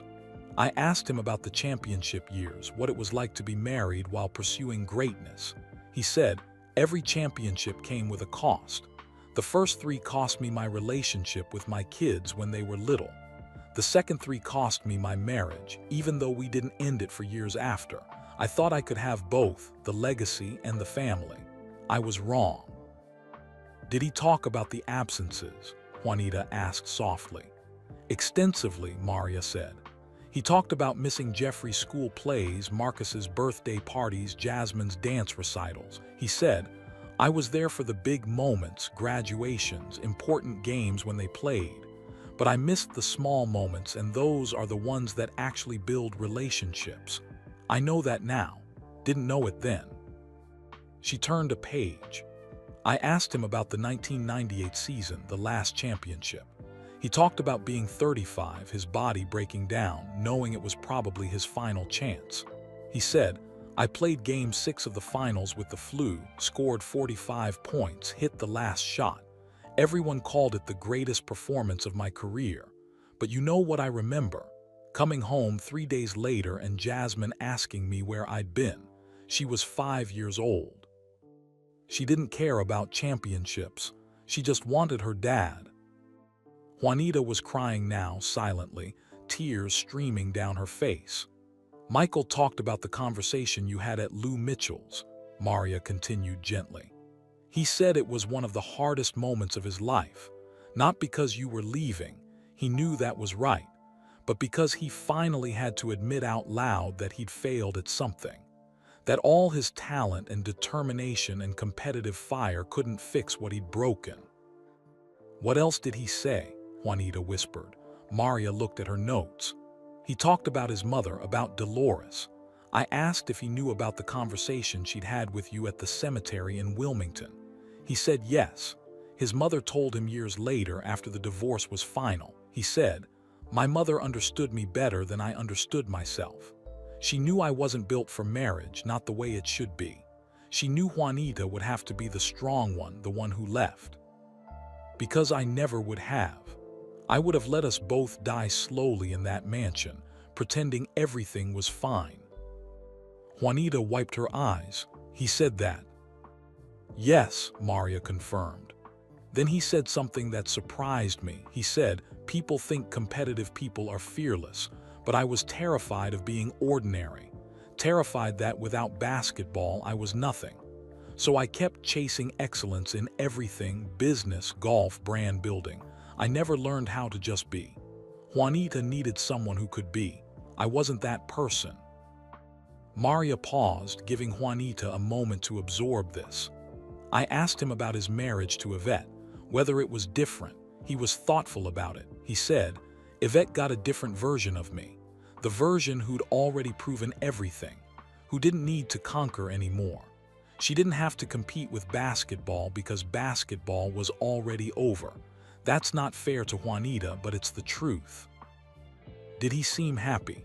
Juanita asked. "Content," Maria said. "Not happy the way you describe happiness, the peace, the quiet moments, but content, like he'd finally accepted his limitations. He talked about his daughters with Yvette, the twins, Victoria and Usable. He said, 'I'm a better father to them than I was to Jeffrey, Marcus and Jasmine at that age. Not because I love them more, but because I'm finally present. I can't give those years back to my older children, but I can show up differently now.'" Juanita nodded slowly. "Jeffrey told me the same thing, that Michael calls him regularly now." Michael mentioned that, Maria said. He said, Jeffrey's a better man than I was at his age, so is Marcus. They learned what not to do by watching me. That's something, at least. My failures taught them how to succeed at being human. She flipped to the last page of notes from that interview. I asked him if he had any regrets. He looked me dead in the eye and said, I regret that I couldn't be both. The person who won 6 championships and the husband Juanita needed. But I don't know if both was possible. Maybe that's the cost. Maybe greatness requires sacrifices that aren't fair to the people who love you. I made my choice. I chose greatness. Juanita paid the price for that choice. If I could go back, I don't know if I'd choose differently. And that's the thing I regret most, that I'm still not sure I'd choose differently. The honesty of it hung in the air. That's so Michael, Juanita said quietly. Honest to the point of pain, never lying to himself or anyone else, even when the truth makes him look bad. He spoke highly of you, Maria added. He said, Juanita was the best partner I could have asked for during those years. She raised our children while I chased immortality. She held everything together while I fell apart after my father died. She gave me grace I didn't deserve. And when she finally left, she did it with class. No tell-all books, no trash talking to the media. She just quietly built her own life. That takes strength most people don't have. Juanita smiled through her tears. Did you tell him you were interviewing me? I did at the end. I asked if he had any message for you. He thought about it for a long time. Then he said, tell her I'm sorry it took me so long to grow up. Tell her she was right about everything. And tell her thank you for the kids, for the years, for having the courage to leave when I couldn't let go. Juanita covered her face with her hands, shoulders shaking. Maria gave her time, letting the emotion move through her. When Juanita finally looked up, her face was streaked with tears, but her expression was peaceful. After 18 years of divorce, he's still teaching me things, she said with a watery laugh. Still surprising me. Does hearing his perspective change anything for you? Maria asked. No, Juanita said firmly, but it completes it. It reminds me that our story wasn't villain and victim. It was 2 people who loved each other but needed different things. He needed to be the greatest basketball player ever. I needed to be seen as more than an accessory to his greatness. Neither was wrong. We were just incompatible. She wiped her face with a tissue. I'm glad he found some peace with Yvette. I'm glad he's showing up for our grandchildren in ways he couldn't for our children. I'm glad he can finally admit the truth, that he chose greatness over us, and that choice had consequences. Are you angry about that? Maria asked. No, Juanita said, because I made a choice too. I chose peace over prestige. I chose myself over being Mrs. Michael Jordan. We both got what we needed. It just couldn't happen in the same marriage. She looked at Maria with clear eyes. Hearing Michael's perspective doesn't change my answer to your original question. I don't regret leaving, but I'm grateful for his honesty. Grateful that he can acknowledge what happened without making excuses. That's growth. Maybe that's the only kind of happy ending we get, both of us becoming better people apart than we ever could have been together. Maria closed her notebook. There's one more thing he said. Right at the end, as I was leaving, he said, tell Juanita that if I had to do it all again, the marriage, the kids, everything, I would, even knowing how it ended. Because those 17 years gave me the only things I have that matter more than championships. Juanita closed her eyes, fresh tears spilling over. That's the most romantic thing he's ever said to me, she whispered. And it took 18 years after our divorce and you as a messenger to hear it. The city lights of Chicago glowed brighter now as full darkness settled over the skyline. Juanita stood and walked to the bar again, this time pouring herself a glass of white wine. She held the bottle up questioningly toward Maria, who nodded. 2 glasses, a shift in the conversation's tone. There's an elephant in the room, Juanita said, returning with both glasses. We've talked about basketball being Michael's true mistress, but people want to know about the other kind, the actual women. Maria accepted the wine. Do you want to talk about that? I think I need to, Juanita said, settling into her chair. Because the rumors and tabloid stories were part of why people assumed I left, and they weren't entirely wrong, but they weren't entirely right either. She took a sip of wine, gathering her thoughts. During our marriage, there were pictures, stories. Michael at clubs in Chicago and Los Angeles in Miami, beautiful women nearby, sometimes just proximity, sometimes more suggestive. The tabloids ran with it, Jordan's late nights, trouble in paradise, all those headlines. Were the stories true? Maria asked carefully. Some probably were, Juanita said evenly. I'm not naive. Michael was one of the most famous, wealthy, powerful men on the planet. Women threw themselves at him constantly. And he was human, a human who spent most of his marriage emotionally disconnected from his wife. Did he act on opportunities? I'd be surprised if he didn't. Her voice held no bitterness, only acceptance. But here's what people misunderstand. I didn't leave because of other women. I left because of the one woman I could never compete with. Who? Maria asked, confused. Michael himself, Juanita said. Or rather, the version of Michael he was obsessed with becoming. Michael Jordan, the icon, the greatest, the legend. That's who I was really competing with. Every rumored affair, every late night out, those were symptoms of a man trying to fill the emptiness that came from never being satisfied. Other women weren't the disease. They were just band-aids on a wound that couldn't heal. She set her wine glass down. I confronted him once. 1996, I think. There were photos of him at a party in Los Angeles with some actress. I was home with 3 kids under 8 years old, and he was 3,000 miles away at a party. When he came home, I asked him directly, "Are you faithful to me?" What did he say? Maria leaned forward. He said, "I've never done anything that would embarrass our family publicly." Notice he didn't say yes or no. He gave me a politician's answer. And I realized in that moment that I didn't actually want to know the details. Because the details didn't matter. Whether he slept with other women or not, he still wasn't present in our marriage. He still wasn't mine in any meaningful way. Juanita's eyes were clear, her voice steady. So I made a choice. I chose not to go looking for evidence. Chose not to hire private investigators or demand phone records. Because what would it change? If I found proof, I'd have to leave immediately. If I found nothing, I'd still be married to someone who was absent. Either way, I was alone. That must have been painful, Maria said softly. It was liberating in a way, Juanita countered. Once I accepted that the marriage was over emotionally, whether or not other women were involved physically became irrelevant. I was free to focus on what I could control, being a good mother, maintaining my dignity, planning my exit when the time was right. She picked up her wine again. There was one woman, though, who bothered me, not because I thought they were together, but because of what she represented. Who? Maria asked. His relationship with basketball itself, Juanita said. I know that sounds strange, but stay with me. Michael talked about the game like she was a woman.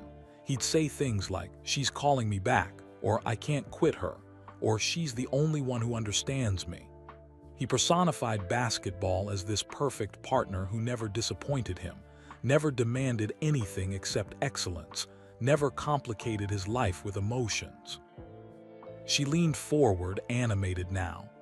That's what I couldn't compete with, a mistress who wasn't human, who didn't age or get tired or need attention, who was always there, always rewarding him for his effort, always making him feel alive.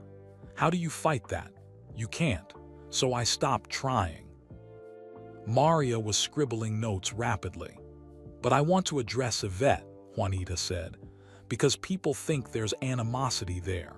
There isn't. She met Michael in 2008, 2 years after our divorce was final. She didn't break up our marriage. Our marriage was already broken, had been for years. Have you spent time with her? Maria asked. Yes, multiple times, family events mostly. She's been good to my children, which is all I care about. Jasmine likes her, says she makes her father happy. That's enough for me. Juanita smiled slightly. Yvette got the version of Michael I never could have, the post-basketball version. The one who wasn't actively competing, who didn't have to prove anything anymore. She met him at 50, not 22. That's a completely different man. Are you envious of that? Maria asked. No, Juanita said firmly. Because I wouldn't trade my years for hers. I got to watch Michael become Michael Jordan. I was there for the championships, the Olympics, the cultural phenomenon. I saw history being made. Yvette got stability and presence, but she missed the fire. Both have value. Neither is better. They're just different. She took another sip of wine. People always want there to be a villain in divorce stories. The cheating husband, the bitter ex-wife, the home-wrecking other woman. But life is more complicated than that. Michael wasn't a villain. He was absent. I wasn't a victim. I was complicit for years. Yvette isn't a home wrecker. She's just someone who entered the story after the main act ended. That's a remarkably mature perspective, Maria observed. It took 18 years to get here, Juanita admitted. Right after the divorce, I was angrier, more wounded. I looked at pictures of Michael with Yvette and felt something sharp in my chest. But time has a way of softening things. Now I can see them together and genuinely wish them well, because her happiness doesn't diminish mine. Her relationship with Michael doesn't erase mine. She paused, reflective. Last year at Jeffrey's daughter's birthday party, Yvette and I ended up in the kitchen together. Just the two of us, getting more drinks for the kids. It could have been awkward, but she thanked me for raising such good children, for making it easy for her to integrate into the family, for never making things difficult. What did you say? Maria asked. I told her I appreciated how she treated my kids. That's all that mattered. We weren't friends, wouldn't be friends, but we could be respectful, civil, even kind. Because at the end of the day, we both love the same man, just in different chapters of his life. Juanita looked directly at Maria. The other women in Michael's life, whether they were real or rumored, physical or emotional, they were never the problem. The problem was that Michael had no room in his life for a real partnership. He needed worship, not companionship. He needed someone who would fit into his world without asking him to make space for theirs. And Yvette does that? Maria asked. I think she does, Juanita said. And that works for her. It didn't work for me. I needed to be seen as an equal, not an accessory. I needed my dreams to matter as much as his. That wasn't possible with Michael, not because he's a bad person, but because greatness requires a kind of selfishness that doesn't leave room for equity. She finished her wine. So when people ask if I left because of other women, the answer is yes and no. Yes, because the emotional infidelity, his love affair with basketball, made real intimacy impossible. No, because any physical affairs were just manifestations of a deeper problem. You don't fix a broken foundation by rearranging the furniture. Do you think he was faithful to Yvette? Maria asked. Juanita shrugged. I don't know and I don't care. That's their marriage, their business. All I know is he seems more grounded with her than he was with me. Maybe he learned from our mistakes. Maybe she asks less of him. Maybe he's just older and tired. Whatever it is, it's working for them. That's all that matters. She looked out the window at the Chicago skyline. The other women, real or imagined, they're just footnotes in a much bigger story. A story about a man who reached the highest heights and lost himself in the altitude. A story about a woman who loved him but couldn't breathe in that thin air. A story about learning that sometimes the greatest act of love is walking away. Maria set down her pen. You've talked about Michael, about the children, about the marriage and its end. But I want to go back to something you mentioned at the beginning. The phone call from 1992. The moment nobody knows about. Juanita's expression shifted, becoming more guarded. "Are you ready to tell me about that?" Maria asked gently. Juanita took a deep breath. Yes, because that moment, that single phone call, it planted the seed that eventually grew into my divorce. Everything that came after traces back to that Tuesday afternoon in July 1992. The Peninsula Hotel's rooftop lounge had emptied during their conversation. Only Juanita and Maria remained, along with a discreet waiter who refreshed their water glasses periodically. The city below pulsed with life, traffic lights, the endless motion of Chicago on a Saturday night. But up here, time seemed suspended. "July 14, 1992, Juanita began, her voice quiet but steady. 3 weeks after Michael won his second championship against Portland. The house in Highland Park was being renovated, adding a wing, upgrading the basketball court, all the things you do when you have championship money. I was staying at our smaller place in the city with the kids. Jeffrey was 3, Marcus was 18 months, and I was 5 months pregnant with Jasmine." She closed her eyes as if watching the memory play on the inside of her eyelids. The phone rang at 2:30 in the afternoon. I was giving Marcus a snack and Jeffrey was napping. I answered on the third ring. It was a woman's voice, professional, cold. She said, "Mrs. Jordan, this is Amanda Preston from Chicago Magazine. I'm fact-checking a story and I need to ask you some questions about your husband." Maria leaned forward, sensing the importance of this moment. My first thought was, here we go, another puff piece about Michael's greatness. But then she said, "We're running a feature about the cost of championship culture, the sacrifices athletes make and the people who pay the price. I'm told you've been essentially a single parent for the past 3 years while your husband pursues glory. Would you like to comment?" Juanita's hands tightened around her water glass. I was stunned. Nobody had ever asked me that before. The media wanted Michael the hero, the champion, the icon. They didn't want to hear about the wife at home with 2 babies and another on the way, watching her husband become immortal while she changed diapers alone. "What did you say?" Maria asked. "Nothing at first. I just stood there in my kitchen, phone pressed to my ear, Marcus pulling at my leg, and I felt this wave of emotion I couldn't name. Not anger, not sadness, something deeper. Recognition, maybe. Someone finally seeing what nobody wanted to see." She opened her eyes, looking directly at Maria. Amanda waited.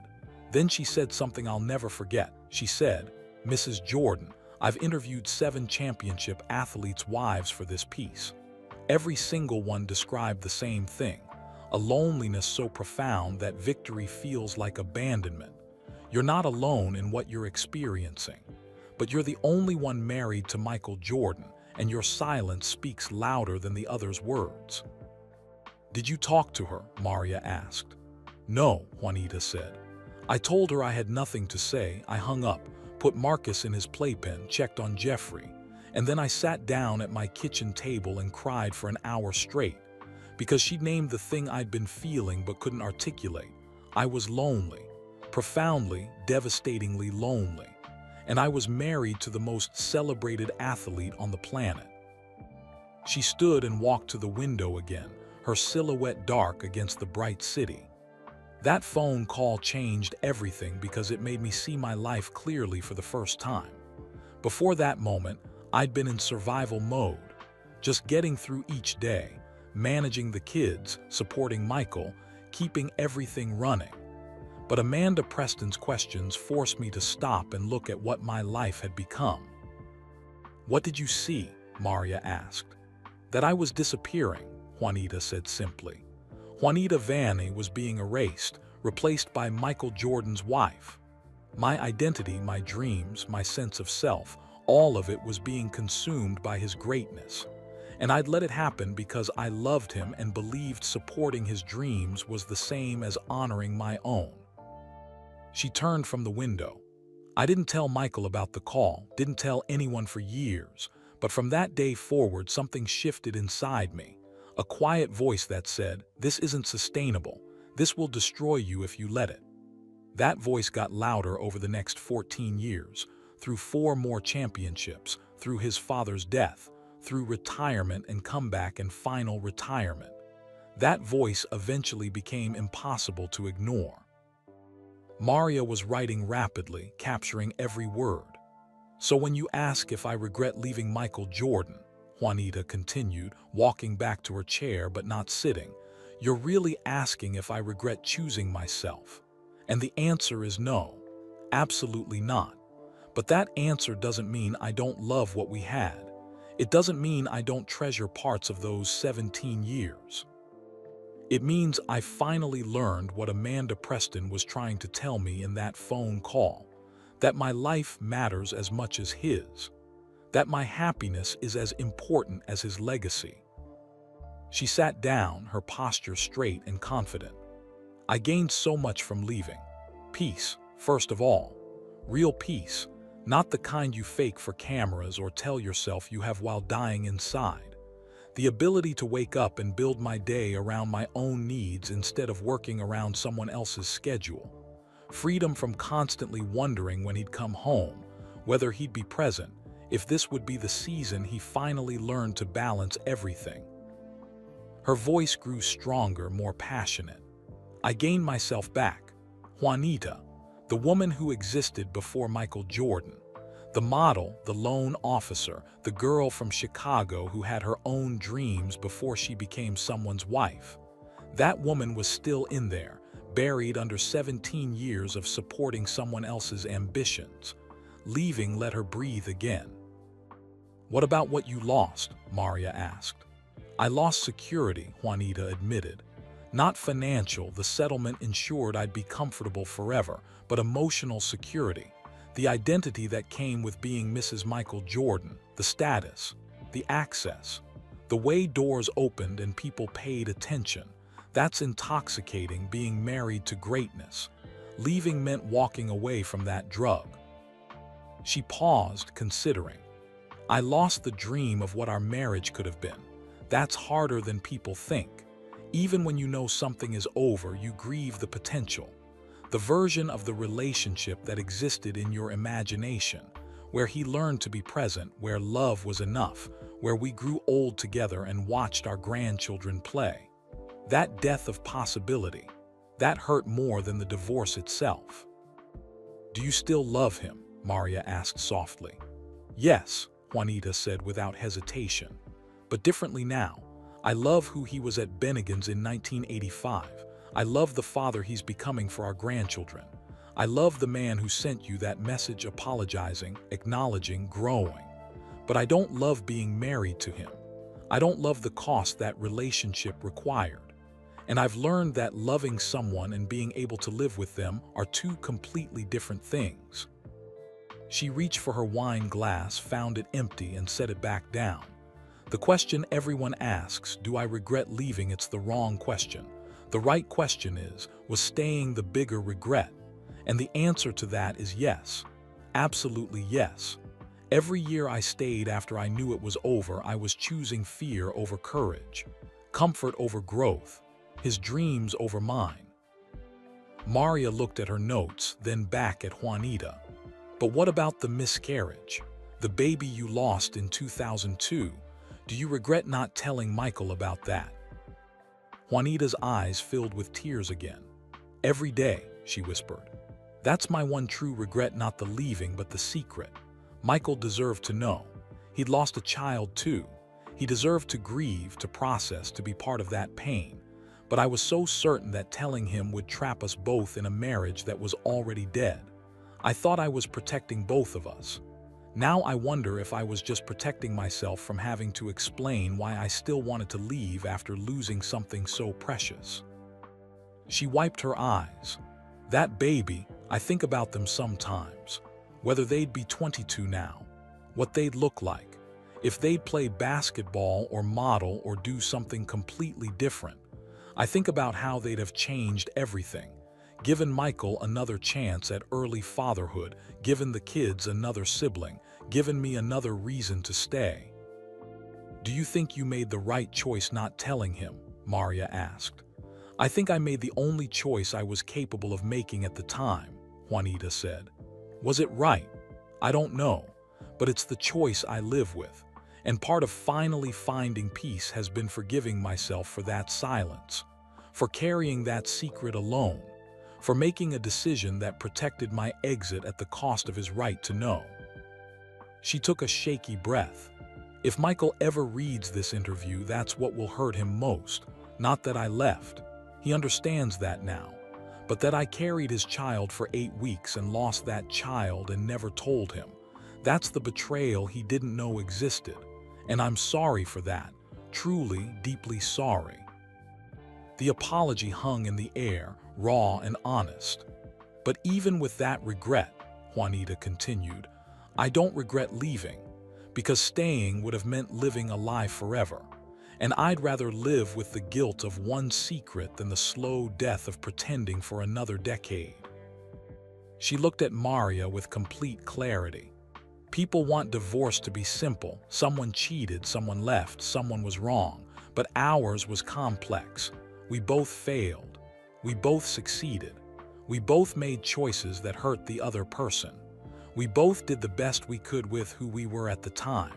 And in the end, we both had to let go to become who we needed to be. Maria flipped back to her first page of notes. So I'm going to ask you one final time, with everything we've discussed, do you regret leaving Michael Jordan? Juanita stood up, walking to the window one last time. The city sparkled below her, Chicago, the place where she'd met him, married him, raised his children, and finally left him. The place where she'd lost herself and found herself again. No, she said firmly, her reflection visible in the glass. I don't regret leaving Michael Jordan, but that's not the full truth, and you deserve the full truth. She turned to face Maria, backlit by the city lights. I don't regret leaving because leaving saved my life, saved my sense of self, saved me from becoming a bitter old woman who sacrificed everything for someone else's glory and had nothing left of her own. But I also don't regret the marriage. I don't regret loving him. I don't regret the 17 years we spent building something that ultimately couldn't last. Her voice was strong, certain, peaceful. The real answer, the one that captures the whole truth, is this. I regret that we lived in a world that made us think one person could be everything. Michael was never going to be just a husband. He was always going to be Michael Jordan, the icon, the legend, the greatest. And I was never going to be just a wife. I was always going to be Juanita, a woman with her own needs, her own dreams, her own right to a life that centered her instead of circling someone else. She walked back to her chair and stood behind it, hands resting on the back. We were always too big for the small boxes society tried to put us in. We were always going to outgrow each other. The only question was whether we'd recognize it in time to leave with love intact. And we did. Barely. But we did. So the answer everyone's been waiting for, Maria prompted. The answer, Juanita said, is that I don't regret leaving Michael Jordan because I never left Michael Jordan. I left a marriage that had become a cage. I left a life that was erasing me. I left a situation that required me to be smaller so he could be greater. And I would make that choice again, every single time. She smiled, not sad, not bitter, just genuinely at peace. But if I could tell my 26-year-old self anything, sitting in Bennigan's in 1985, looking at that beautiful boy with the biggest hands I'd ever seen, I'd say this. Love him, marry him, give him everything you have. Build a life together, have his children, support his dreams. But always know that you're allowed to change your mind. You're allowed to grow beyond the person you were when you said yes. You're allowed to leave when staying costs too much. She paused, emotion thick in her throat. And I'd tell her that someday, 39 years later, she'll sit in a hotel overlooking the city where it all began, and she'll be asked if she regrets leaving. And she'll say no. Not because the love wasn't real, not because the marriage didn't matter, but because she finally learned that loving yourself is just as important as loving someone else. That sometimes, Juanita continued, her voice dropping to barely above a whisper, the greatest act of love is releasing someone to be who they're meant to be, even if that person doesn't include you in the frame. She looked directly at Maria, tears streaming down her face but her expression radiant. I don't regret leaving Michael Jordan. I regret that we couldn't both be happy at the same time. I regret the years we spent pretending. I regret the baby I lost and never told him about. But I don't regret choosing me. I don't regret building a life that's mine. I don't regret finding peace. And that, she said, walking back to her chair and sitting down with the calm confidence of someone who's finally told the whole truth, is my answer. Not what people expected, not what makes for easy headlines, but the truth. Complex, messy, painful, liberating truth. Maria closed her notebook, recognizing that the interview had reached its natural conclusion. "Thank you," Maria said quietly, "for your honesty, for your courage, for telling a story that I think a lot of people need to hear." Juanita smiled. "Thank you for asking the right questions, and for understanding that the answer to 'do you regret leaving' can be both simple and infinitely complicated." She stood, gathering her purse, preparing to leave.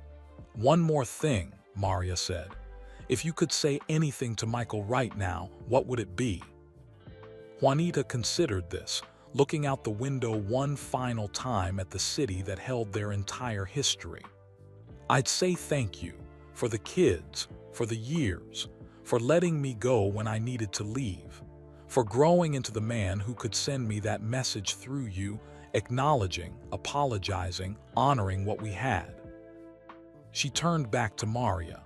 "And I'd say I hope he's found whatever he was searching for, that all those championships and that billion-dollar empire and that legendary status, I hope it filled the emptiness he was running from. I hope it was worth what it cost, not in a bitter way, in a genuine way, because if it wasn't worth it, then we both lost something precious for nothing." She picked up her coat. "But mostly, I'd say this, we gave each other the greatest gift possible. 3 incredible children who are raising the next generation with more presence, more balance, more awareness than we had. Our legacy isn't the marriage that ended. It's the family that survived the ending. And that's enough. That's more than enough. That's everything." With that, Juanita Van walked toward the exit of the Peninsula Hotel, her head high, her steps sure. A woman who had finally answered the question everyone wanted to ask, and discovered that the answer had been inside her all along. She didn't regret leaving. She regretted that staying had ever been necessary. And in understanding that difference, she'd found the peace that had eluded her for 17 years of marriage and 18 years of divorce. The truth had finally set her free. And that was the end of Juanita's story. A story about love, loss, sacrifice, and the courage to choose yourself. A story that reminds us that behind every headline, there's a human being with complex emotions, difficult choices, and the right to find their own peace. We'd love to know, where are you listening from? Drop your location in the comments below. Are you in Chicago, where this story began? North Carolina, where Michael grew up? Or somewhere else entirely watching this unfold? If this story moved you, please hit that like button. It helps us reach more people who need to hear stories like this. Real stories about real people navigating impossible choices. Don't forget to subscribe to our channel for more emotionally engaging stories that go beyond the headlines. We bring you the human side of fame, the truth behind the tabloids, and the lessons we can all learn from people who have walked through fire and found their way to the other side. And please share this video with your friends and family. Someone in your life might need to hear Juanita's message. that it's okay to leave what's not working, that loving yourself matters just as much as loving others, and that peace is always worth pursuing no matter the cost. Spread kindness. Spread awareness. Spread the truth that sometimes the bravest thing you can do is walk away. Thank you for listening to Juanita's story. We'll see you in the next one.